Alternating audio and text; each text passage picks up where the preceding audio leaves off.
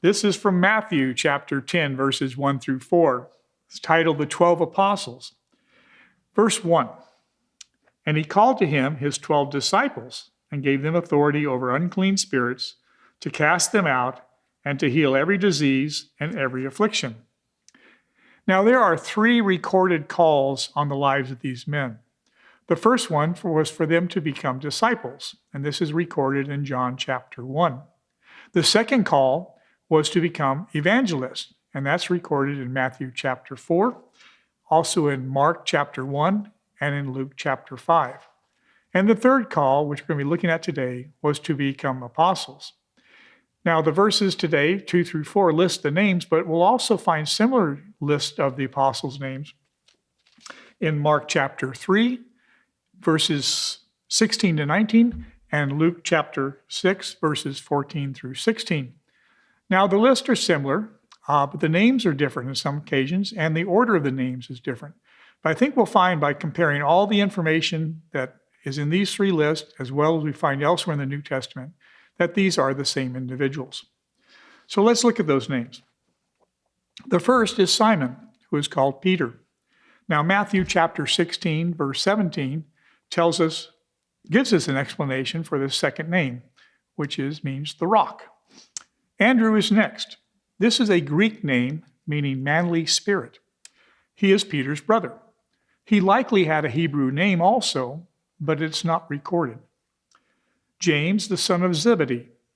This is a Greek form of the Hebrew name Jacob, which is an Old Testament honored name.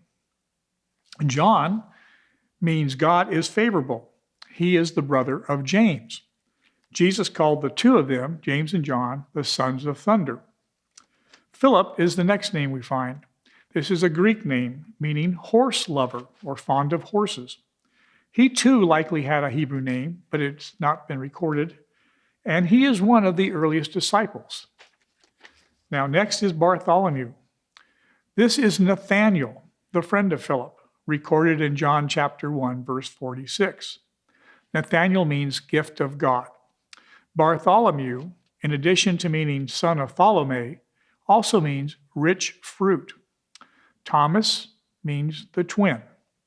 Matthew, this is Levi, the son of Alphaeus, recorded in Mark chapter 2, verse 14, and also in Luke chapter 5, verse 27. His old name, Levi, might express Jewish legalism. His new name of Matthew means God's free man. Now, James, the son of Alphaeus, is next. He is also called elsewhere James the Younger. Thaddeus, also known as Lebbaeus, this is Judas, son of James, listed in Luke 6, verse 16, and also in Acts 1, verse 13. However, the word that has been translated as son can and has been translated as brother elsewhere. So he may be the brother of James. Simon the Zealot.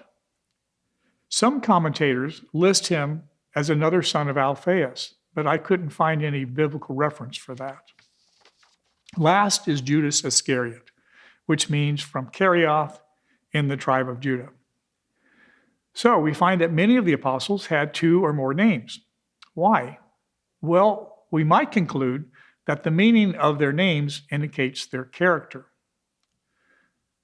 So, we also find several of them are related to each other. There's at least 2, possibly 3 sets of brothers here, and several were friends before they were called by Jesus. So what's the takeaway for us today? Well, it's like them, our personal character and our personal relationships will become transformed in the kingdom of God and used for the glory of God the Father and Jesus Christ, his Son. Thanks for watching today.